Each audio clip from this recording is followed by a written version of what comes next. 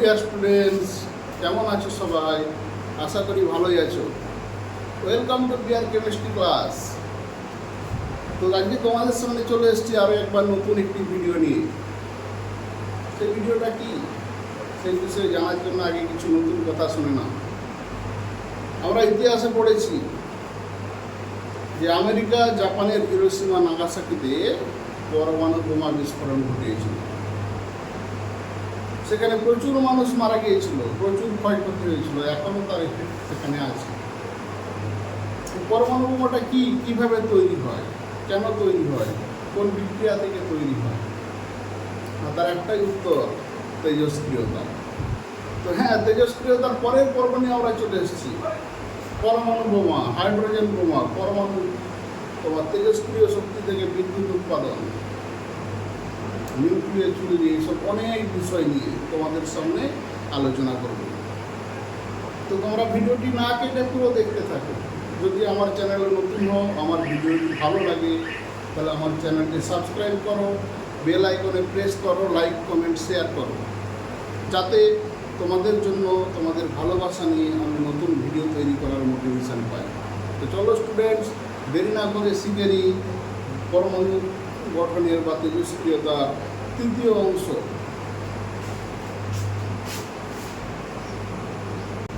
তাহলে পরমাণুর নিউক্লিয়াস যদি খুবই ছোট হয়, তাহলে সেই পরমাণু নিউক্লিয়াস থেকে আমরা তৈরি করতে পারি পারমাণবিক বোমা বা হাইড্রোজেন বোমা। এইটুকু ছোট নিউক্লিয়াস থেকে এত পরিমাণ শক্তি আমরা পাচ্ছি কোথা থেকে,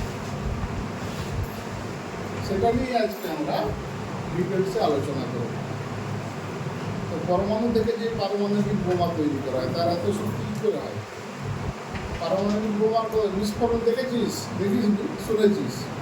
কোথায়? হিরোশিমা নাগাসাকিতে হয়েছিল।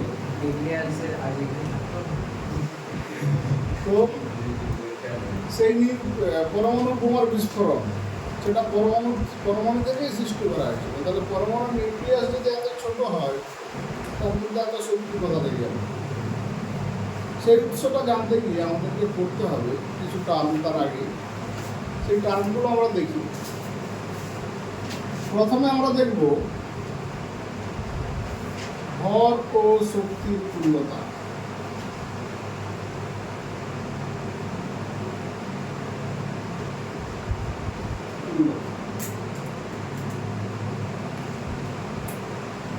আমরা জানি ভরের নিত্যতা সূত্র থেকে ভরকে সৃষ্টি বা ধ্বংস করা যায় না, তাই তো? পৃথিবীতে মোট ভর হচ্ছে ধ্রুবক। তাহলে যদি এটা সত্যি হয়, যদি এক গাদা আমি খড় পুড়িয়ে দিই, খড়ের ভর কমে যায় না বেড়ে যায়? তাহলে ভর কমছে না বাড়ছে? তাহলে ভরকে আমরা ধ্বংস করতে পারছি, কিন্তু প্রকৃতপক্ষে তা নয়। ভরকে আমরা ধ্বংস করে দিলাম এরকম না।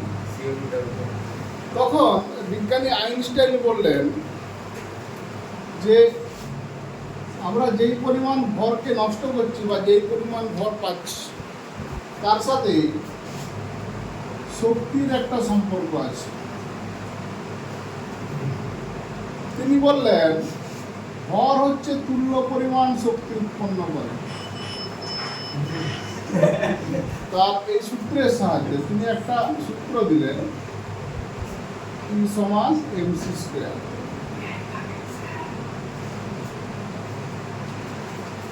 তো এই সূত্রটিকে বলা হয় আইনস্টাইনের সূত্র। বিজ্ঞানী আইনস্টাইন এই সূত্র দিয়েছিলেন। এই সূত্র থেকে আমরা জানতে পারি যে কখনো যদি ভর কমে যায়, সে কি পরিমাণ শক্তি উৎপন্ন করবে। যেখানে কি হলো শক্তি,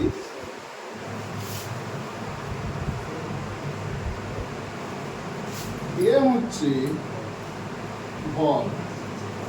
যেই বস্তুর ভর পরিবর্তন হচ্ছে তার ভরের পরিমাণ, আর সি হচ্ছে আলোর বেগ।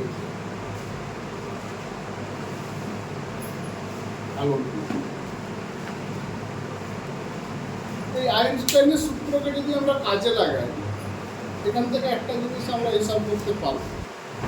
আমি যদি মনে করি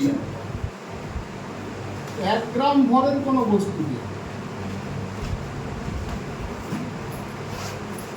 1 গ্রাম ভরের বস্তু, তার 1 গ্রাম ভরকে যদি শক্তিতে রূপান্তরিত করা হয় কত পরিমাণ আমরা শক্তি পাব,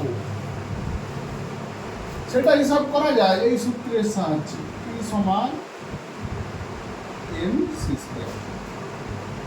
তাহলে এখানে m এর মান বসিয়ে দাও, ভর হচ্ছে 1 গ্রাম,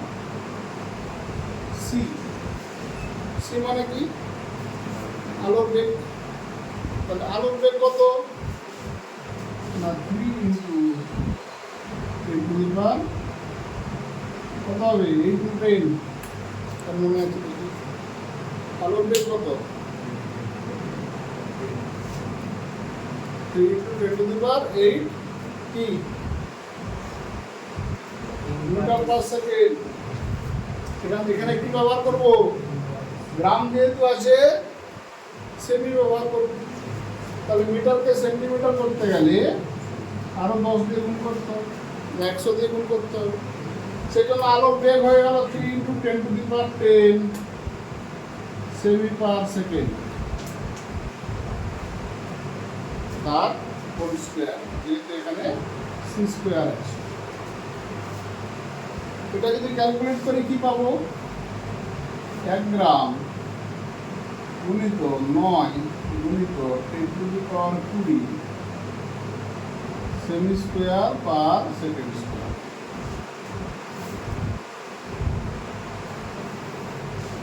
এবার এই এককটা দেখো, 9 গুণিত 10⁻20 তো এখানে রয়ে গেল, একের সাথে গুণ করো।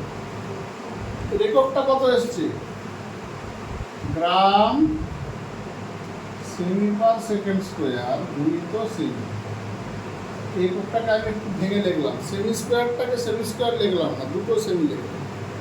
তার কারণ দেখো, গ্রাম সেমি/সেকেন্ড² হয়ে যাবে কি ডাইন, আর তার সঙ্গে সেমি যদি গুণ করি ডাইন সেমি, তার একক কি না কার্য বা আর্ক। 9 × 10⁻20 আর্ক। তাহলে 1 গ্রাম ভরের যদি বস্তুকে আমি শক্তিতে রূপান্তরিত করি, তাহলে কত শক্তি উৎপন্ন হবে, 9 × 10⁻20 আর্ক। ঠিক আছে। এবার যদি এটাকে কেউ এসআই প্রকাশ করে, তাহলে হবে 9 × 10⁻, কত দুটোর সঙ্গে আর্কের সম্পর্ক 10⁻7, তাহলে 7 বাদ হয়ে গেলে এখানে হবে 10⁻13 জুল। এটা গ্রাম এককে আমরা দেখলাম, 1 গ্রাম, বা এখান থেকে 1 কেজিও আমরা হিসাব করতে পারি। কেজির জায়গায় কেজি বসিয়ে দেবো, আলুর বেগ বসিয়ে দেবো, হয়ে যাবে। তাহলে যে কোনো ভরের বস্তুকে আমরা যদি শক্তিতে রূপান্তরিত করতে পারি, কতটা ভর কমলো সেটা আমাকে দেখতে হবে। তার সাথে আলোর বেগের স্কোয়ার গুণ করে দেবো, পেয়ে যাবো আমরা কতটা শক্তি পেলাম। এটা আমরা গ্রাম দিয়ে করলাম, সিপিএস বা এসআই পদ্ধতি। কিন্তু পরমাণুকে কি আমরা গ্রাম দিয়ে মাপি, কি দিয়ে মাপা? পরমাণুকে মাপা হয় AMU করতে। পরমাণুর ভর মাপা হয় কি AMU। তাহলে 1 AMU যদি কোনো পরমাণু বা 1 AMU ভরের পরমাণু, এই ভরটা যদি শক্তিতে রূপান্তরিত হয়, কত পরিমাণ শক্তি পাবে,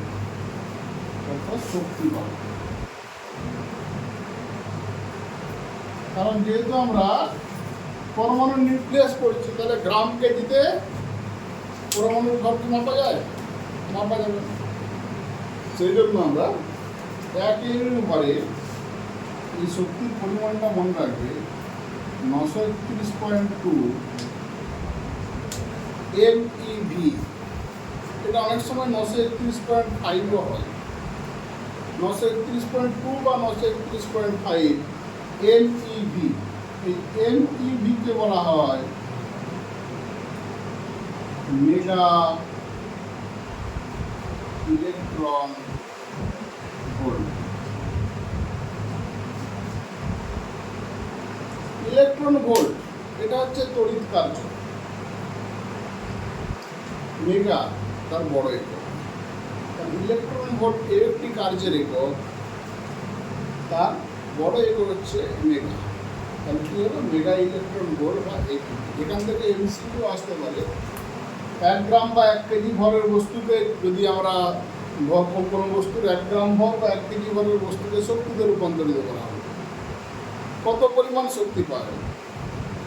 এটা 1 গ্রাম না দিয়ে 5 গ্রাম দিলেও কোনো সমস্যা নেই, করা যাবে। তাহলে যে কোনো ভরের বস্তুকে শক্তিতে পরিণত করলে কত শক্তি পাওয়া যাবে, বা 1 এমইউ ভর, বা এখানে যদি 1 এমইউর জন্য 931 মেগা ইলেকট্রন ভোল্ট শক্তি পাওয়া যাচ্ছে, যদি এখানে 5 এমইউ ভরের কোনো পরমাণু বা ইলেকট্রন ভোল্ট, তাহলে সেখানে কী হবে? এর সাথে 5 গুণ হয়ে যাবে। তাহলে যে কোনো গ্রাম বা কেজি, যে কোনো বস্তুর গ্রাম বা কেজিতে প্রকাশিত ভরের শক্তি আমরা হিসাব করতে পারবো। আবার এমইউতে প্রকাশিত ভরের তুল্য শক্তিও হিসাব করতে পারবো। তো এটাকে বলা হচ্ছে ভর ও শক্তির তুল্যতা। তার মানে ভর থেকে আমরা শক্তিতে রূপান্তরিত করতে পারি। তা তো কতটা ভর কমলে কতটা শক্তিতে রূপান্তরিত হবে সেটা আমরা এখানে হিসাব করে দেখাবো।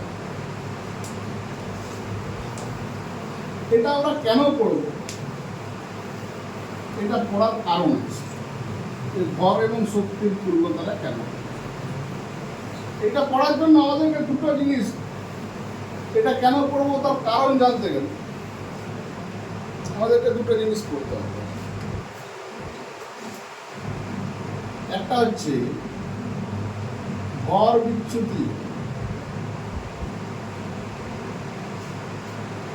বা মাস ডেভিয়েশন, আরেকটা হচ্ছে বন্ধন শক্তি।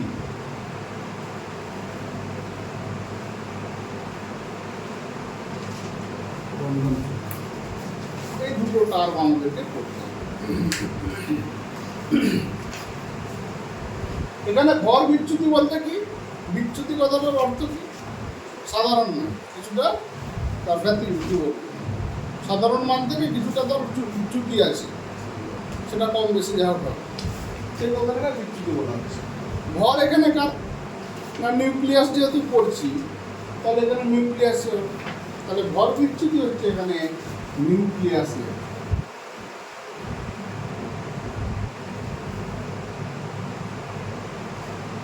এবং বন্ধন শক্তিও হবে নিউক্লিয়াসের। ভর বিচ্যুতি জিনিসটা কি? আমরা যদি একটা নিউক্লিয়াস দেখি, ধরো এটা একটা নিউক্লিয়াস, এর মধ্যে কি আছে? প্রোটন আছে, নিউট্রন আছে। কত প্রোটন আছে, কত নিউট্রন আছে, যে কোনো একটা পরমাণু যদি আমরা ধরি হিসাব করতে পারবো। যেমন ধরো আমি যদি সোডিয়াম ধরি, সোডিয়ামে কি থাকে? 11টা প্রোটন থাকে আর 12টা নিউট্রন থাকে। কী করে বুঝলাম? কারণ সোডিয়ামের সংকেত হচ্ছে সোডিয়াম 11, 23। তাহলে পারমাণবিক সংখ্যা মানে প্রোটন সংখ্যা বিয়োগ করে দাও, নিউট্রন সংখ্যা পেয়ে যাবে। তাহলে এরকম বিভিন্ন পরমাণুর প্রোটন সংখ্যা, নিউট্রন সংখ্যা বিভিন্ন হতে পারে। যেহেতু প্রোটন সংখ্যা মানে পারমাণবিক সংখ্যা, আমি ধরে নিলাম যে এখানে প্রোটন আছে জেড, ঠিক আছে? তাহলে নিউট্রন কত আছে সেটা আমরা হিসাব করি। এই সংখ্যাটা আমি এখন বসাচ্ছি না, এটা হিসাব করে আমি বসাবো। তো যে কোনো পরমাণু ধরলে তার প্রোটন নিউট্রন নিউক্লিয়াসে থাকবে। এরপর যদি আমরা মনে করি সোডিয়াম নিয়েই ধরি, সোডিয়াম 11, 23, তার মানে সোডিয়ামের যদি নিউক্লিয়াস আঁকি, এখানে 11টি প্রোটন আছে, 12টি নিউট্রন আছে। তাহলে নিউক্লিয়াসের ভর কত হবে? নিউক্লিয়াসের ভর নিশ্চয়ই 11টা প্রোটনের ভর প্লাস 12টা নিউট্রনের ভর, যেটা হবে সেটাই হবে। বোঝা গেল? কিন্তু এখানে দেখা যায় এটাকে যদি বদ্ধ নিউক্লিয়াস বলি, নিউক্লিয়াসের ভিতরে বদ্ধ অবস্থায় প্রোটন নিউট্রন, এর ভর যদি এক্স হয় আর প্রোটন প্লাস নিউট্রনের সম্মিলিত ভর যদি ওয়াই হয়, দেখা যায় এক্স লেস দেন ওয়াই। এটা যদি ভাষায় প্রকাশ করি কি হবে না, বদ্ধ অবস্থায় নিউক্লিয়াসের প্রোটন এবং নিউট্রনের সম্মিলিত ভর বা নিউক্লিয়াসের ভর, নিউক্লিয়াসে অবস্থিত প্রোটন এবং নিউট্রনের সমষ্টির ভরের চেয়ে কম। কতটা বোঝা গেল? বদ্ধ অবস্থায় নিউক্লিয়াসের ভর নিউক্লিয়াসে অবস্থিত প্রোটন এবং নিউট্রন কণার ভরের সমষ্টির থেকে কম হয়। তার মানে হিসাবটা কীরকম হলো, এক বস্তা আলু ছিল, তাকে আমি দুটা ঝুড়িতে ঢেলে দিলাম। বস্তায় ধরো 50 কেজি ছিল, ঘোড়ায় ঢালার পরে সে 52 কেজি হয়ে গেল। এরকম কি সম্ভব? সম্ভব, কিন্তু এখানে সেটা ঘটেছে। এই যে ত্রুটিটা বলা হচ্ছে, এটা বেশি হচ্ছে, এটা কম বলা হচ্ছে, এই পার্থক্যটাকেই বলা হচ্ছে বিচ্যুতি। কিসের বিচ্যুতি? না, ভরের বিচ্যুতি। তাহলে ভর বিচ্যুতি জিনিসটা কি বোঝা গেল? যে নিউক্লিয়াসের ওজন নিউক্লিয়াসে অবস্থিত কণার ওজনের সমষ্টির থেকে কম হয়। এই যে ত্রুটি বা এই বিচ্যুতি, এই বিচ্যুতিটাকে বলা হচ্ছে ভর বিচ্যুতি। এবার আমি সোডিয়াম ছেড়ে দিলাম। কেন ছেড়ে দিলাম? আমাকে ভর বিচ্যুতির রাশিমালা হিসাব করতে, নির্ণয় করতে, ভর বিচ্যুতি কত হয়েছে, কী করে আমি হিসাব করব? তো আমি মনে করলাম কোনো একটি পরমাণু নিউক্লিয়াস যার ভর হচ্ছে বড় হাতের M। আমি মনে করলাম এখানে জেড সংখ্যক প্রোটন আছে। জেডটা কেন ধরলাম? জেড মানে আমরা পারমাণবিক সংখ্যা ধরি, তাহলে পারমাণবিক সংখ্যা মানে প্রোটন সংখ্যা। মনে করলাম যে প্রোটন আছে এখানে জেড, তাহলে নিউট্রন কত আছে? যদি ভর সংখ্যাকে এ ধরা হয়, তবে নিউট্রন থাকবে এ মাইনাস জেডটি, ভর সংখ্যা মাইনাস প্রোটন সংখ্যা সমান নিউট্রন সংখ্যা। তাহলে এই সাধারণ নিউক্লিয়াসে নিউট্রন থাকবে এ মাইনাস জেড, এই জন্য আগে আমরা লিখি। তাহলে প্রোটন সংখ্যা নিউট্রন সংখ্যা পেয়ে গেল। স্বাভাবিক অবস্থায় নিউক্লিয়াসের ভর আমি ধরে নিয়েছি, এবং এদের যদি আলাদা আলাদা ভর হিসাব করে আমি যোগ করি, তাহলে সেটা বেশি হবে আর নিউক্লিয়াসের ভর কম হবে। এটাই রাশিমালার সাহায্যে আমাকে প্রকাশ করতে হবে। তো দেখো, প্রোটন যদি জেডটি থাকে, তাহলে প্রোটনের ভর আমি আলাদা যদি করে হিসাব করি, একটি প্রোটনের ভরকে যদি এমপি দ্বারা প্রকাশ করি, তাহলে জেডটি প্রোটনের ভর কত হবে? Z into MP. আবার একটি নিউট্রনের ভর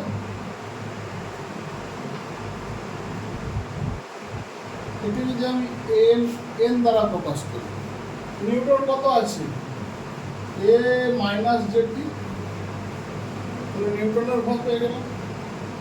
তাহলে এদের সম্মিলিত ভর কত হবে?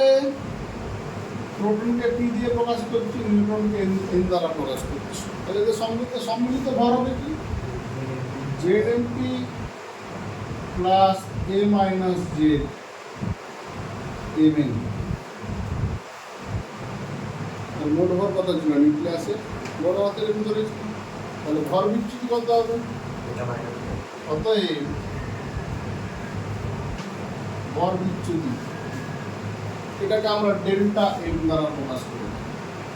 যেহেতু এম আমরা এম দিয়ে ভরকে প্রকাশ করে দেব, তাহলে ভরের বিচ্যুতিকে আমরা ডেল্টা এম দ্বারা প্রকাশ করি। কেন না, এই মোট ভরটাকে আমি যদি M1 ধরি, আর এদের সম্মিলিত ভরকে যদি আমি m2 ধরি, তাহলে ডেল্টা m মানে কি হবে? m2 মাইনাস m1, সেটাই তো ভর বিচ্যুতি। m2 মাইনাস m1 না লিখে আমি ডেল্টা m ধরলাম, তাহলে ডেল্টা m সমান কত হবে? না কোনটা বেশি? m2 বেশি, সেজন্য m2টাকে আগে লিখলাম। তাহলে z into mp plus a minus z into mn, পুরোটাকে সেকেন্ড ব্র্যাকেট দিয়ে দাও, মাইনাস। তাহলে এটা থেকে এটা বিয়োগ করলে কতটা ভর বেশি আছে সেটা আমরা হিসাব করতে পারবো। তো হিসাবটা আমাদের সিলেবাসে নেই যে কতটা ভর বেড়েছে কতটা ভর কমেছে, কিন্তু সমীকরণটা আমাদের সিলেবাসে আছে। এখানে একটা উদাহরণ আমাদের ভর বিচ্যুতি সম্পর্কে জেনে রাখতে হবে। ধরো 1H2 ডয়টেরিয়াম, এখানে প্রোটন কটা নিউট্রন কটা? বলো, সব থেকে ছোটটাই নিয়েছি, কারণ হাইড্রোজেন নিয়ে নিই, হাইড্রোজেনে প্রোটন নিউট্রন নেই, সেজন্য ডয়টেরিয়াম নিয়েছি। একটা প্রোটন আর একটা নিউট্রন, একদম সিম্পলেস্ট তোমার মনে। তাহলে এই পরমাণুর যদি ভর বিচ্যুতি ঘটে বা ভর বিচ্যুতি দেখা যায়, তার মানটা কত দেখো? 0.0002388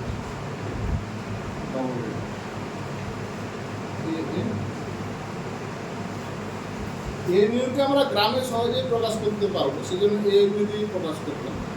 কারণ এএমইউর সঙ্গে যদি আমি 1.6602 ইন্টু 10⁻⁻24 এটা গুণ করে দিই, তাহলে এই মানটা গ্রামে চলে আসবে। এটা আমরা অ্যাটমিক মাস ইউনিট মাইনে অলরেডি পড়ে এসেছি। তো যাই হোক, একটা উদাহরণ আমরা দেখলাম, ডয়টেরিয়ামের ভর বিচ্যুতি হচ্ছে। এই ভর বিচ্যুতিটাই বা আমরা পড়বো কেন? আমরা প্রথমে বললাম ভর এবং শক্তির তুল্যতা, সেখানে কি পড়লাম না ভর কমে গেলে শক্তি উৎপন্ন হয়। এখানে দেখলাম নিউক্লিয়াসের ভর কমে যাচ্ছে, সাধারণ অবস্থায় যেটা হওয়ার কথা তার থেকে কম হচ্ছে। এটা পড়ে আমার লাভটা কি? এটা পড়ার লাভটা হচ্ছে এই বন্ধন শক্তি। এই বন্ধন শক্তি ব্যাখ্যা করার জন্য এটা আমাদের লাগবে। এখানে বন্ধন শক্তি কার পড়ছে না? নিউক্লিয়াসে। নিউক্লিয়াসে কি কি আছে? প্রোটন এবং নিউট্রন, তাই তো? তাহলে নিউক্লিয়াসে প্রোটন এবং নিউট্রনের বন্ধন শক্তি আমরা যদি হিসাব করি, নিউক্লিয়াসে থাকে আমি ধরলাম n সংখ্যক প্রোটন আছে আর x সংখ্যক নিউট্রন আছে কোন একটা নিউক্লিয়াস।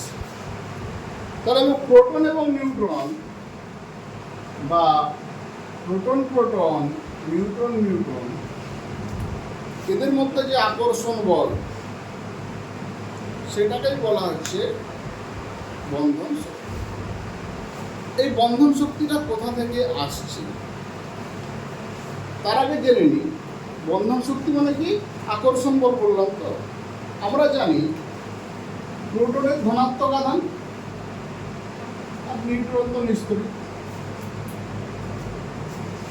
নিউক্লিয়াসে যেরকম নিউক্লিয়াস, যার যেরকম পারমাণবিক সংখ্যা, সেই অনুযায়ী নিউক্লিয়াসে একাধিক প্রোটন থাকতে পারে। কারণ কোনো নিউক্লিয়াসে একটা থেকে শুরু করে 118 পর্যন্ত মৌল আমরা পড়েছি তো।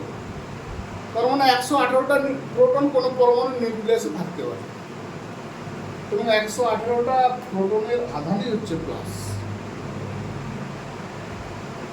চলতরিতে আমরা পড়েছি সম আধান পরস্পরকে কি করে? বিকর্ষণ করে। তাহলে এখানে প্রোটন যে এতগুলো আছে, সেই বিকর্ষণ বলের প্রভাবে তো কি হবে? নিউক্লিয়াস ফেটে যাবে। কিন্তু নিউক্লিয়াস স্থায়ী, সহজে একে ভাঙা যায়। তাহলে প্লাস প্লাস কি করে আকর্ষণ বল তৈরি হচ্ছে? এই যে নিউক্লিয়াসের মধ্যে প্রোটন এবং নিউট্রন, নিউট্রন তো নিস্তড়িত, নিউটনের এখানে আকর্ষণ বিকর্ষণের ভূমিকা নেই, ভূমিকাটা প্রধানত প্রোটনের। তাহলে প্রোটন একত্রে একসঙ্গে থাকছে কি করে? তার উত্তর হিসাবে আমরা পড়ে এসেছিলাম যে নিউক্লিয় বল, এই টার্মটা পড়েছিলাম তো। নিউক্লিয় বলের প্রভাবে ধনাত্মক আধানযুক্ত প্রোটন কণা পরমাণুর নিউক্লিয়াসে থাকতে পারে। এই নিউক্লিয় বলের উৎসটা কোথা থেকে পাচ্ছে? পরমাণুর নিউক্লিয়াসে এই নিউক্লিয় বলের উৎসটা কি? কোথা থেকে নিউক্লিয় বলটা তৈরি হচ্ছে? তখন বলা হচ্ছে এই যে মূল নিউক্লিয়াসের ভর আর এদের কণাদের ভর পার্থক্য দেখা যাচ্ছে তো। একত্রিত অবস্থায় বা বদ্ধ অবস্থায় নিউক্লিয়াসের ভর কম। কেন কমে যাচ্ছে? ওই পরিমাণ ভর যে কমে যাচ্ছে, ওই ভরটা এই প্রোটন আকর্ষণ বলের জন্য যে শক্তি লাগছে, বিকর্ষণ করার কথা, কিন্তু ওখানে আকর্ষণ বল তৈরি করার জন্য বা প্রোটনগুলোকে একসঙ্গে বেঁধে রাখার জন্য যে শক্তি লাগছে, সেই শক্তিতে রূপান্তরিত হচ্ছে। সেই জন্য নিউক্লিয়াসের ভর সাধারণ অবস্থায় যতটা হওয়ার কথা ছিল তার থেকে কম হচ্ছে। যতটা কম হচ্ছে ততটাই শক্তি উৎপন্ন করছে। ওই শক্তিটা ওই নিউক্লিয় বল তৈরি করছে, যেই বলের প্রভাবে নিউক্লিয়াসে প্রোটন এবং নিউট্রন একসঙ্গে থাকতে পারে। বা প্রোটন কণা, ধনাত্মক আধানযুক্ত প্রোটন কণা বিকর্ষণ না করে আকর্ষণ করে থাকতে পারে এক কাছে। এই জিনিসটা বোঝা গেল। এই বন্ধন শক্তির মান কত বা এর সমীকরণ কি, সেটা আমাদেরকে এবার পড়তে হবে। তাহলে ভর বিচ্যুতি কেন পড়বো সেটা বোঝা গেল কি যায়নি? বোঝা গেছে তো? তাহলে যে কোনো একটা যদি নিউক্লিয়াস আমরা ধরি, তার ভর বিচ্যুতির মান কত? আমরা জানি E সমান mc স্কয়ার। ভর যতটা কমবে তার তুল্য পরিমাণ শক্তি উৎপন্ন হবে। এখানে ভরটাকে যদি ভর বিচ্যুতি দিয়ে প্রকাশ করি, তাহলে E সমান delta m into c square. এখানে E এর ডেল্টা m এর জায়গায় আমরা কি বসাবো? না, ডেল্টা m এর মান আমরা অলরেডি পেয়ে গেছি। না, second bracket ZMP plus A minus Z Mn minus M into C square। এই সমান MC স্কয়ারটাকে আমি কিভাবে লিখলাম? ডেল্টা এম এর জায়গায় আমি শুধু ডেল্টা এম এর মানটা বসিয়ে দিলাম ইন্টু C স্কয়ার। তাহলে এই সমীকরণটা যদি আমরা হিসাব করি, এখান থেকে আমরা বন্ধন শক্তির মান হিসাব করতে পারবো। যতটা ভর কমেছে তার জন্য বন্ধন শক্তির মান কত। আবার আমরা জানি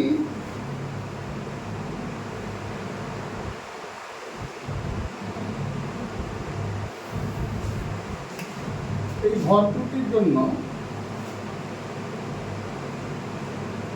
E সমান mc স্কয়ার দেখেছিলাম কি, 1 m ভর যদি শক্তিতে রূপান্তরিত হয়, সেখানে E এর মান কত পেয়েছিলাম? 931.2 মেগা ইলেকট্রন ভোল্ট। 1 m ভর মানে কি?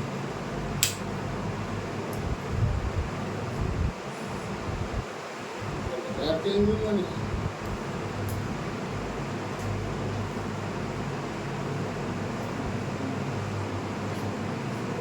একটি পরমাণুর ঘনত্ব।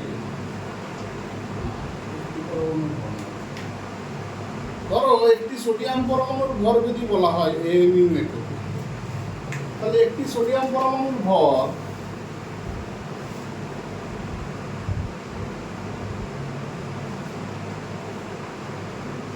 সমান 11 AMU। 11 ঠিক নয়, পারমাণবিক সংখ্যা লিখে দিলাম। পারমাণবিক ভর 23 AMU। তাহলে 1 এর ঘরমান কত?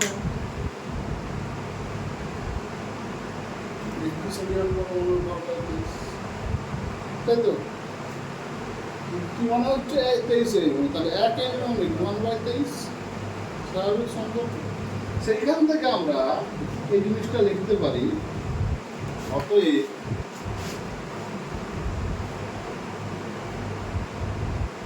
বন্ধন শক্তি একে যদি টি দিয়ে প্রকাশ করি, এটা সমান কি? মাঝখানে এখানে ভর বিচ্যুতির মান কত হবে সেটা আমরা পেয়ে যাব, কিন্তু 931.2 মেগা ইলেকট্রন। এইটি হচ্ছে বন্ধন শক্তির রাশিমালা। এখান থেকে আমরা যে কোনো নিউক্লিয়াসের ক্ষেত্রে বন্ধন শক্তি জানতে হবে। দেখো, বন্ধন শক্তি জানতে গেলে ভর বিচ্যুতি লাগবে, সেজন্য আমরা ভর বিচ্যুতি করলাম। ভর বিচ্যুতি জানতে গেলে ভর এবং শক্তির তুল্যতা জানতে হবে, নাহলে আমরা E=mc² কাজে লাগাবো কোথায়? সেই জন্য আমরা ভর এবং শক্তির তুল্যতা এটা করেছি। এখানে একটা উদাহরণ দিয়েছিলাম, দেখো ডয়টেরিয়ামের ভর বিচ্যুতি কত ছিল, কত আমি, তাহলে ডয়টেরিয়ামের বন্ধন শক্তি কত? এর বন্ধন শক্তি কত হচ্ছে দেখো, এর ভর হচ্ছে 0.002388 এম গুণিত 931.2 মেগা ইলেকট্রন। এটা গুণ করলে যেটা হবে, মান হচ্ছে তোমার 2.2237, 2.2237।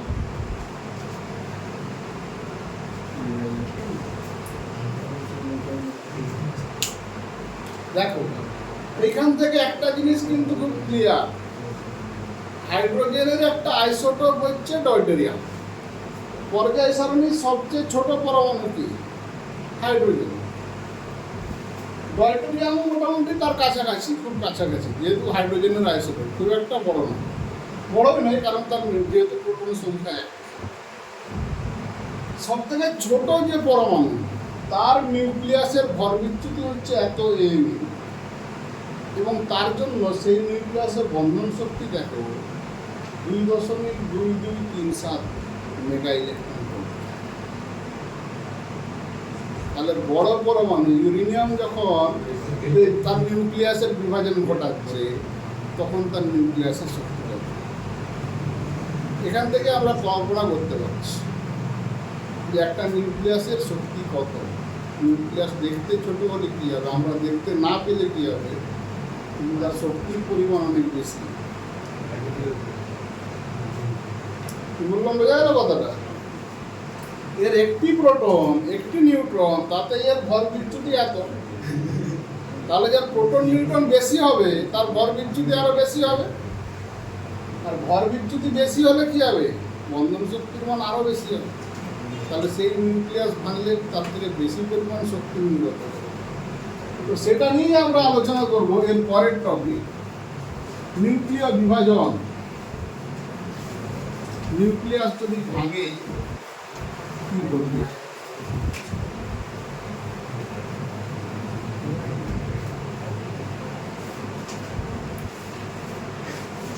এর পরের টপিক হচ্ছে তোমার নিউক্লিয় বিভাজন।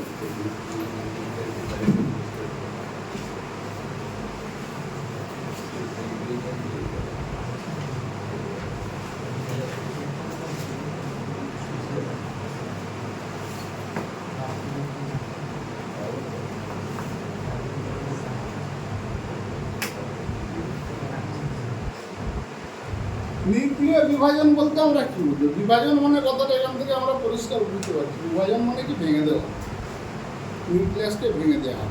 কোন নিউক্লিয়াস? সব নিউক্লিয়াসকে তো আমরা ভাঙতে পারবো না। তো এখানে আমরা বলবো ভারী তেজস্ক্রিয় নিউক্লিয়াস। ভারী তেজস্ক্রিয় নিউক্লিয়াস, একে ভাঙা যাবে। কি দিয়ে ভাঙা যাবে? ধীর গতি সম্পন্ন নিউট্রন কণা দ্বারা, অনেক সময় আলফা দিয়ে আঘাত করা হয়। ধীর গতি সম্পন্ন নিউট্রন কণা বা আলফা কণা, এটা দিয়ে আঘাত করা হচ্ছে। তখন কি হবে? এই যে ভারী তেজস্ক্রিয় নিউক্লিয়াস, এটা ভেঙে যাবে। ভেঙে গিয়ে কি হবে? ছোট নিউক্লিয়াসে পরিণত হবে, ছোট মৌলের নিউক্লিয়াসে পরিণত হবে। এর সঙ্গে কি হবে না, নিউট্রন কণা আবার উৎপন্ন করবে। তার সঙ্গে কি হবে না, শক্তি উৎপন্ন করবে। এই শক্তিটা হচ্ছে তাপ শক্তি, প্রচুর পরিমাণে শক্তি উৎপন্ন করে। তাহলে নিউক্লিয়ার বিভাজন জিনিসটা কি বোঝা গেল? ভারী তেজস্ক্রিয় যে কোনো নিউক্লিয়াস, একে ধীরগতি সম্পন্ন নিউট্রন বা আলফা কণা দিয়ে যদি আঘাত করি, তাহলে ছোট ভারী নিউক্লিয়াসটা ভেঙে গিয়ে দুটো বা তিনটে ছোট নিউক্লিয়াসে পরিণত হবে। সেটা অন্য মৌল, এর মৌলত্ব হবে না, যেহেতু নিউক্লিয়াস ভেঙে যাচ্ছে মানে কি পারমাণবিক সংখ্যা পাল্টে যাচ্ছে। তার সাথে কি করবে না, নিউট্রন উৎপন্ন করবে আর প্রচুর পরিমাণে শক্তি উৎপন্ন করবে। এটি হচ্ছে নিউক্লিয় বিভাজন কাকে বলে যদি বলা হয়, সেটা আমরা এখান থেকে দেখব। এটি এক ধরনের নিউক্লিয় বিক্রিয়াও আমরা বলতে পারি। নিউক্লিয় বিভাজন কি? নিউক্লিয়াসের বিক্রিয়া, তার মানে কি নিউক্লিয় বিক্রিয়া। এই নিউক্লিয় বিক্রিয়াটাকে, এর বিভিন্ন বৈশিষ্ট্যকে আমরা একটা উদাহরণ থেকে শুরু করি।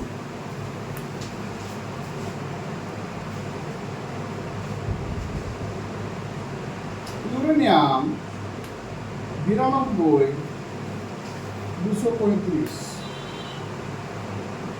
একে আঘাত করা হচ্ছে একটি ধীরগতি সম্পন্ন নিউট্রন কণা। এখানে দুটো জিনিস জেনে রাখবে। এই যে ধীরগতি সম্পন্ন নিউট্রন কণা দিয়ে আঘাত করছে, নিউট্রন যদি গতি সম্পন্ন হয় তাহলে কিন্তু হবে না। দ্বিতীয়, এই যে নিউট্রন কণা দিয়ে আঘাত করছি, যেই কণা দিয়ে আঘাত করছি তার নাম নিউট্রন, তাকে আরেকটা নামে ডাকা, তাকে বলা হয় আঘাতকারী কণা। এই আঘাতকারী কণাটা বাংলায় শুনতে কেমন লাগে? ইংরেজিতে একে বলে প্রজেক্টাইল। প্রজেক্টাইল। যখন এটা ইংরেজি পড়ছি, নিউক্লিয় বিভাজনের ইংরেজিটা আমরা পড়ি। নিউক্লিয়ার ফিশন, নিউক্লিয় বিভাজনকে ইংরেজিতে বলা হয় নিউক্লিয়ার ফিশন।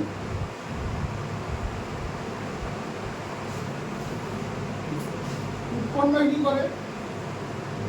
বেরিলিয়াম 56, তার সাথে উৎপন্ন করবে তোমার ক্রিপ্টন 36 প্লাস 3টা নিউট্রন প্লাস প্রচুর পরিমাণে শক্তি উৎপন্ন করে। এটি হচ্ছে নিউক্লিয় বিভাজনের সিদ্ধান্ত। নিউক্লিয়াসকে ভাঙলে আমরা শক্তি কেন পাচ্ছি? কারণ সে তো বাধা ছিল অনেক শক্তি দিয়ে, ছিল না? সেজন্যই আমরা বন্ধন শক্তিটা পাবো।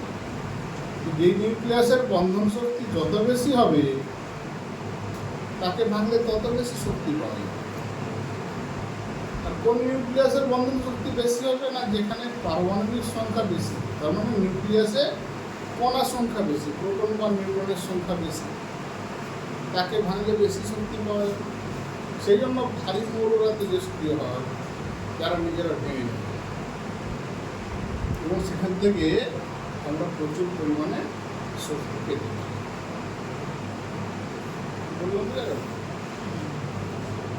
পারমাণবিক সংখ্যাগুলো লিখে দিই।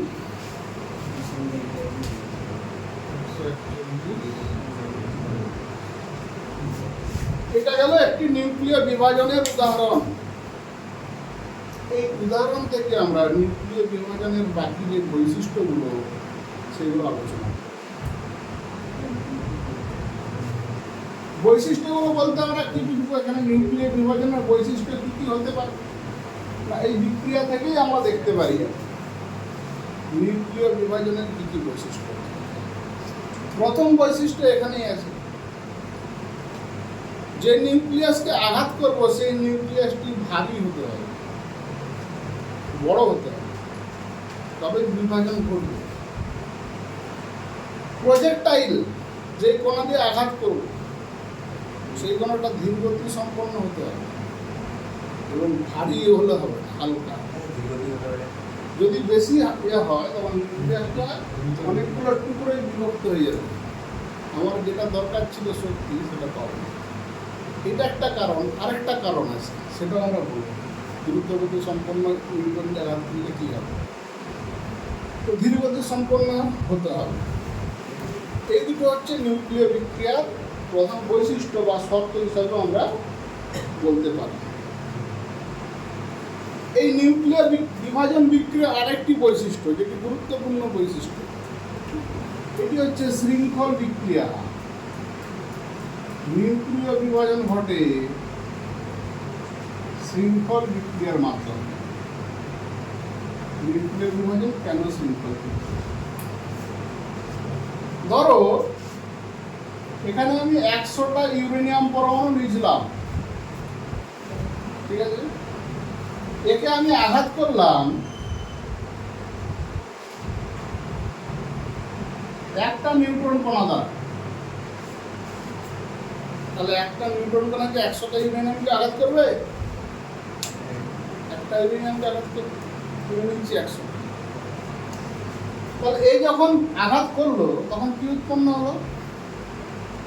ইউরেনিয়াম ভেঙে গেল, এখানে তোমার বেরিয়াম হলো, ইলেকট্রন হলো, আর তোমার শক্তি হলো। আরেকটা জিনিস সেটা উৎপন্ন করলো, এটা হচ্ছে 3টা নিউট্রন আবার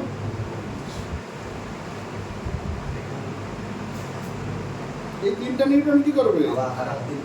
আবার ইউরেনিয়ামকে আঘাত করবে, তাহলে আবার 3টে ইউরেনিয়াম ভাঙলো, ঠিক আছে? আবার এই 3টে ইউরেনিয়াম কি এই 3টে নিউট্রন তৈরি করলো, আবার এই 3টে নিউট্রন তৈরি করলো, আবার এই 3টা নিউট্রন তৈরি করলো, এরা গিয়ে আবার এখানে আঘাত করবে।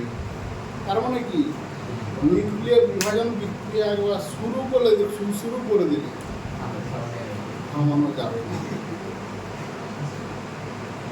না, না, বিভাজনটা দূরতমে পাবে। তো এটা শৃঙ্খলের মাধ্যমে ঘটতে থাকবে, সেই জন্য বলা হয় নিউক্লিয় বিভাজন একটি শৃঙ্খল বিক্রিয়া। এই জিনিসটা ক্লিয়ার হলো? এই শৃঙ্খল বিক্রিয়া হওয়ার জন্য স্বাভাবিক অবস্থায় দেখা যায় নিউক্লিয় বিভাজন শুরু হলে আর শেষ হয় না। সেই জন্য নিউক্লিয় বিভাজনকে 2 রকম ভাবে ভাগ করা যায়, একটা নিয়ন্ত্রিত আর একটা হচ্ছে অনিয়ন্ত্রিত। এই অনিয়ন্ত্রিত বিভাজন কি? এই পরমাণু নিউক্লিয়াসকে ভেঙে পারমাণবিক বোমা তৈরি করা, যেটা অনিয়ন্ত্রিত বিভাজন। একবার যদি পারমাণবিক বোমা ফেলে দেওয়া হয়, একটা ইউরেনিয়াম কত শক্তি উৎপন্ন করে? যতগুলো ইউরেনিয়াম পরমাণু আছে, আমরা ইউরেনিয়ামের মানে একটা ফাটবে আবার পরে মানে একসাথে কি ফাটবে? হ্যাঁ, পরপর ফাটতে থাকবে। মানে আঘাত করবে, যতবার আঘাত করবে ততবার শক্তি বাড়বে, শক্তির পরিমাণ বাড়বে, কারণ তত তো নিউটন বেশি বেরোচ্ছে, ঠিক আছে? তো তত শক্তির পরিমাণ ক্রমশ বাড়তে থাকবে।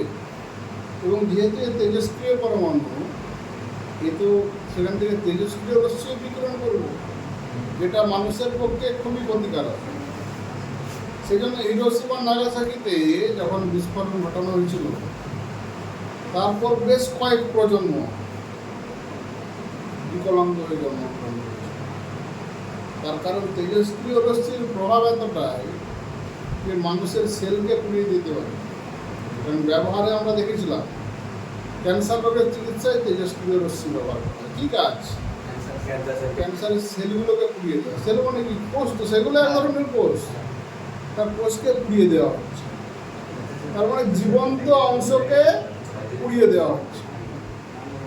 তাহলে সেই রশ্মি যদি মানুষের শরীরে প্রবেশ করে তাহলে কি হবে? স্বাভাবিকভাবেই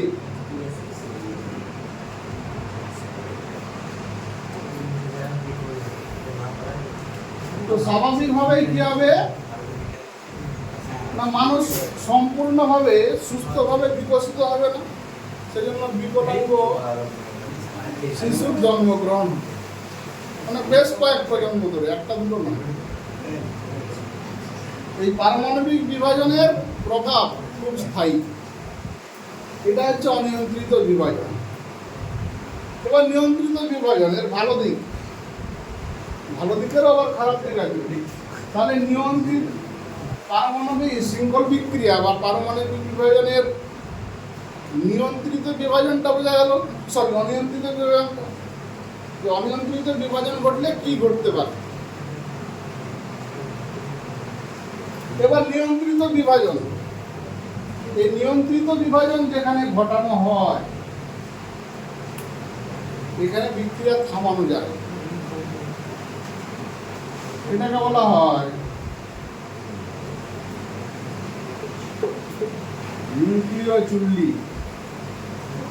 এই নিউক্লিয় চুল্লি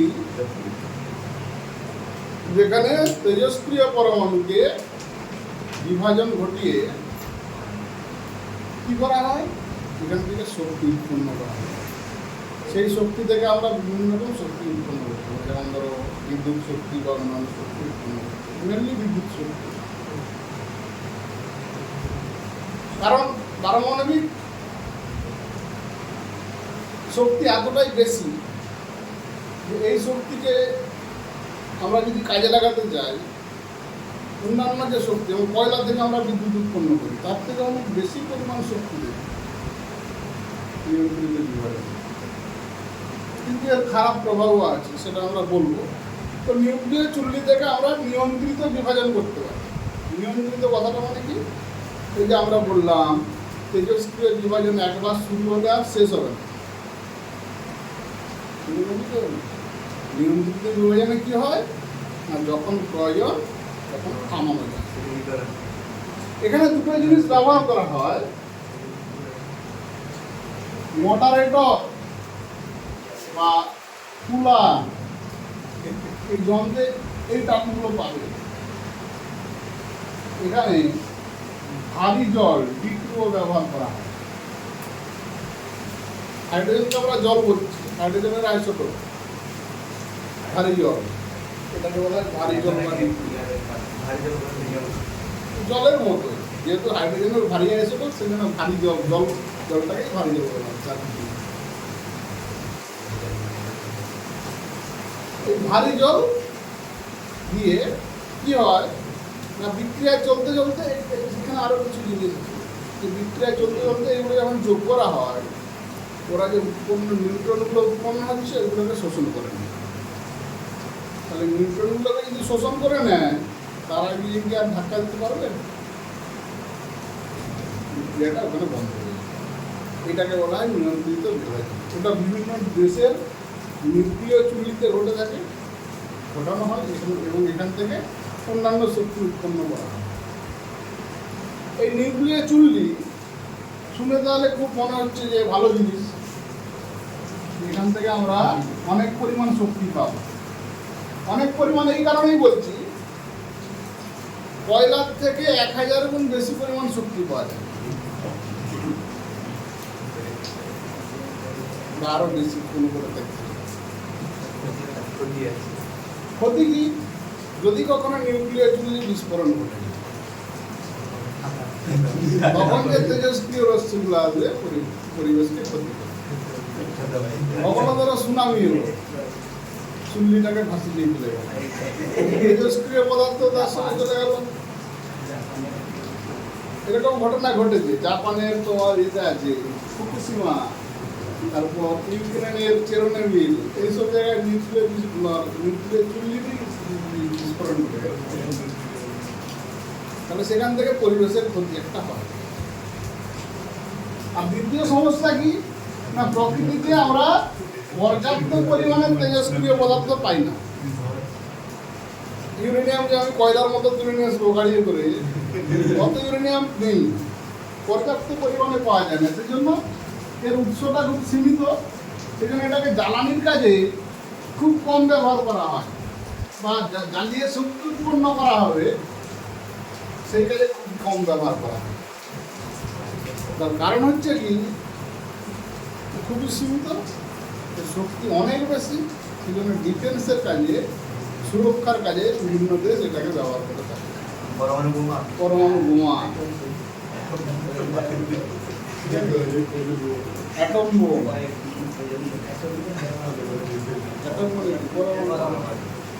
পারমাণবিক বোমা বা অ্যাটম বোম, প্রত্যেকটা দেশের কাছেই কিন্তু আছে।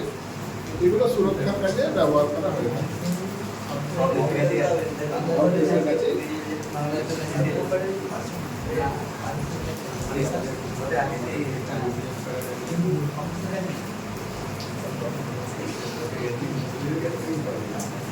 তো দেখো, এবার আরেকটা জিনিস আমাদেরকে জানতে হবে।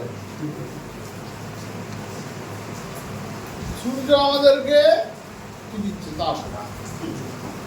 সূর্যের তাপ কখনো শেষ হয় না। সেটা তো আমরা অন্যদিকে থাকি, সূর্যের উল্টো দিকে থাকি বলে শেষ হয় না। সূর্যের তাপ কখনো শেষ হয় না। কেন? আমরা যদি ধর একটা কাঠ জ্বালাই বা যে কোনো জিনিস জ্বালাই, একটা সময় তো পুড়ে গিয়ে শেষ হয়ে যায়, ছাই ভস্ম হয়ে যায়। তাহলে সূর্য তো এত বছর ধরে জ্বলছে, তার তাপ কখনো শেষ হচ্ছে না কেন? সূর্য বা অন্যান্য নক্ষত্রগুলো, যে কোনো নক্ষত্র, সেটা এত বছর ধরে জ্বলছে, তাদের তাপ এখনো শেষ হচ্ছে না কেন?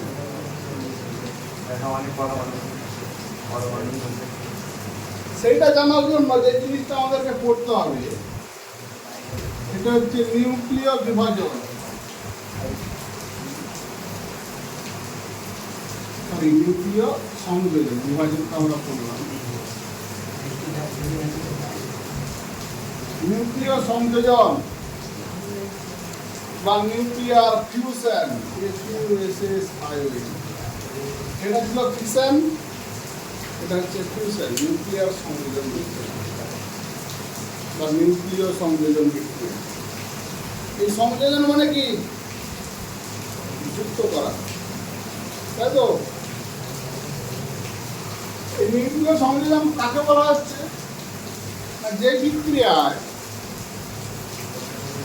ছোট ছোট পরমাণু নিউক্লিয়াস যুক্ত হয়, যুক্ত হয়ে অপেক্ষাকৃত বড় মৌলের নিউক্লিয়াস উৎপন্ন করে, তাকে বলা হচ্ছে নিউক্লিয় সংযোজন। এই বিক্রিয়াটা দুটো তিনটে ধাপে করা হয়, এক ধাপেও করা যায় বা দুটো তিনটে ধাপে করা যায়। প্রথমে দেখো, আমরা যদি 4 ধাপে দিই, সব থেকে ছোট পরমাণু হাইড্রোজেন, তার সঙ্গে ধরো যুক্ত করলাম তার আইসোটোপ 1H2।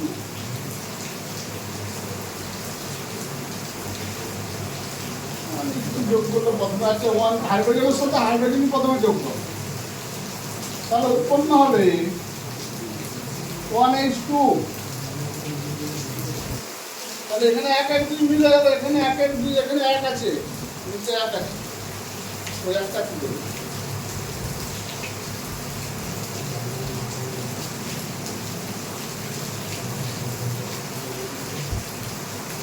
ইলেকট্রনের আবার প্লাস আদান, এটাকে বলে পজিট্রন।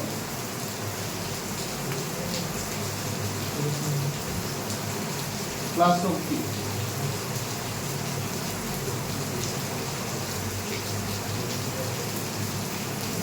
H2 উৎপন্ন হলো, এর সাথে আরেকটা হাইড্রোজেন যদি আমি যুক্ত করি, তাহলে কি উৎপন্ন হবে?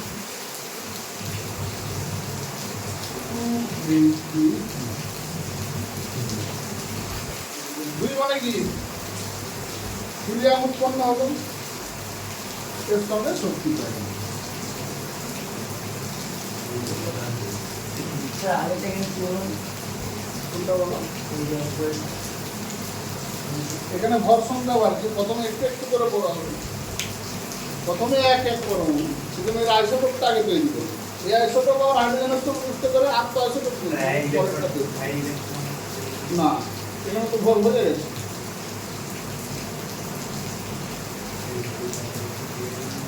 দুই হিলিয়াম কি এটা যদি আবার হাইড্রোজেনের সঙ্গে যুক্ত হবে তাহলে তৈরি করবে 2 হিলিয়াম ও প্লাস। এই বিক্রিয়াটাকে আমি 3টে ধাপে দেখব। এই বিক্রিয়াটাকে এক ধাপেও লেখা যায়। হ্যাঁ 4H বলো এটা মানে ইলেকট্রন নেবেন না, দুই তো মিলে যাবে, 2 থেকে 3, হ্যাঁ একটা ইলেকট্রন। 3 থেকে 4, 2 থেকে 3। এটা এক ধাপে লিখতে হবে, 4টা হাইড্রোজেন একসঙ্গে যুক্ত হবে। তৈরি হবে কি আর 2 হিলিয়াম 4 এক ধাপে উৎপন্ন হবে। তাহলে এটাকে ধাপে ধাপে আমরা কেন লিখলাম সেটা আমরা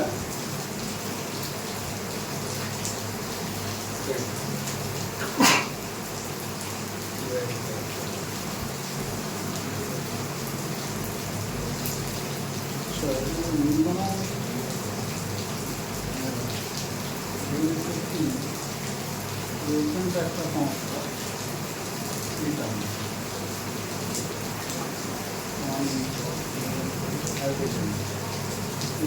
চার চারে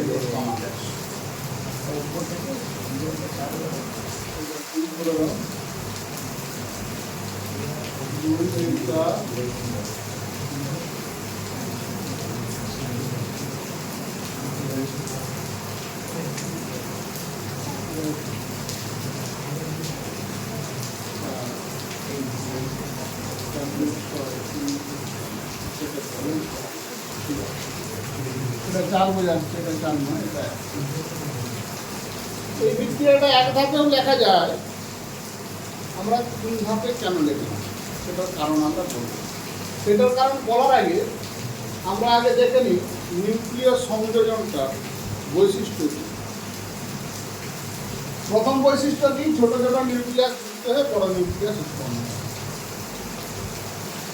এই নিউক্লিয় সংযোজনের জন্য শক্তির প্রয়োজন। নিউক্লিয় সংযোজন ঘটানোর জন্য শক্তির প্রয়োজন হবে। কেন? নিউক্লিয়াসকে যুক্ত করছে। যদি নিউক্লিয়াস ধনাত্মক ধনাত্মক বিকর্ষণ আছে, তারপর আবার দুটো নিউক্লিয়াসকে একসঙ্গে যুক্ত করা হচ্ছে, প্রচুর শক্তি দিয়ে যুক্ত হচ্ছে। একটাকে ভেঙে আরেকটার সঙ্গে নিউক্লিয়াসকে ভাঙতে যে পরিমাণ শক্তিটা লাগে সেই পরিমাণ শক্তি দিতে হবে, তবে তারা ভেঙে গিয়ে আবার যুক্ত হবে। তো নিউক্লিয় সংযোজনের জন্য শক্তির প্রয়োজন। কতটা শক্তির প্রয়োজন? না, প্রচুর পরিমাণে শক্তির প্রয়োজন, যেই শক্তিটা আমরা সাধারণভাবে উৎপন্ন করতে পারব না। তাহলে কোথা থেকে উৎপন্ন করা হয়? নিউক্লিয় সংযোজনের জন্য আগে নিউক্লিয় বিভাজন ঘটানো হয়। নিউক্লিয় বিভাজনে কত পরিমাণ শক্তি উৎপন্ন হয় ভাবো। এই বিভাজন থেকে শক্তি নেওয়া হয়, এই শক্তি নিয়ে সংযোজনে ঘটানো হয়।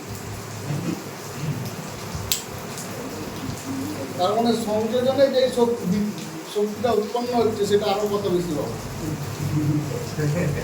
বিভাজনের শক্তি নিয়ে সংযোজন ঘটাচ্ছে, তাহলে সংযোজনে যে শক্তি উৎপন্ন হচ্ছে তাহলে তার থেকে অনেক বেশি। এখান থেকে দুই ধরনের প্রশ্ন আছে, ব্যাখ্যা করো সংযোজনের পূর্বে বিভাজন ঘটে। কারণ সংযোজন ঘটানোর জন্য বিভাজন ঘটিয়ে শক্তি দিতে হয়, তবে সংযোজন ঘটে। সংযোজন এবং বিভাজনের মধ্যে কোনটাতে বেশি শক্তি নির্গত হয়? সংযোজনে। কেন? না সেই বিভাজনের শক্তি নিয়ে দবাতে হঠাৎ তার মানে সেখানে আলটিমেট বেশি শক্তি নির্গত হবে। কি বললাম ভাইয়া? তাহলে এগুলো হচ্ছে সংযোজনের বৈশিষ্ট্য। এর ব্যবহার যদি আমরা দেখি, এই যে তোমার বিভাজন ঘটিয়ে সংযোজন করা হচ্ছে, এটা দিয়ে তৈরি করা হয় আরেকটি সামরিক অস্ত্র, হাইড্রোজেন বোমা। পারমাণবিক বোমা ব্যবহার করা তো ব্যান্ড, গোটা সারা পৃথিবীর বসে পারমিশন না দিলে কেউ পারমাণবিক বোমা ফাটাতে পারবে না। তাদের যে যার কাছে আছে থাকবে, ফাটালে তখন অন্যরা হামলা করবে, সেটা আলাদা কথা। এটা রুল আছে। তাহলে সামরিক ক্ষেত্রে এই হাইড্রোজেন বোমাকে ব্যবহার করা হয়। এবার সংযোজনের সঙ্গে বিভাজনের একটা সম্পর্ক আছে। যে বিভাজন ঘটিয়ে সংযোজন করা হয়, তাহলে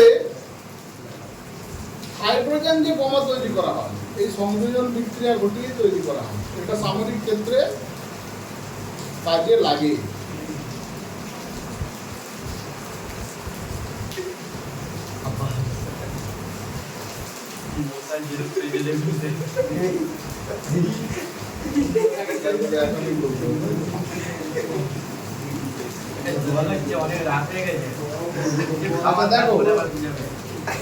তো সংযোজনে বেশি পরিমাণ শক্তি উৎপন্ন হচ্ছে, এই শক্তিটা কাজে লাগিয়ে হাইড্রোজেন বোমা উৎপন্ন করা হয়। এই পারমাণবিক বোমার সঙ্গে হাইড্রোজেন বোমার পার্থক্য কি? পারমাণবিক বোমায় ক্ষতির পরিমাণ বহু কাল বিস্তৃত, ঠিক আছে, কিন্তু ক্ষতির পরিমাণ কম। হাইড্রোজেন বোমায় ক্ষতির পরিমাণ অনেক বেশি, সাহিত্য অনেক কম। হাইড্রোজেন বোমা যেখানে দেওয়া হবে সেখানে ধ্বংস করে দেবে, কিন্তু সেটা যতক্ষণ ততক্ষণ। পারমাণবিক বোমা যেখানে ফেলা হবে সেখানে পার্মানেন্ট ক্ষতি করবে। তার মানে কি, এর ক্ষতির প্রভাবটা স্থায়ী, কিন্তু হাইড্রোজেন বোমার ক্ষতির প্রভাব হচ্ছে অস্থায়ী।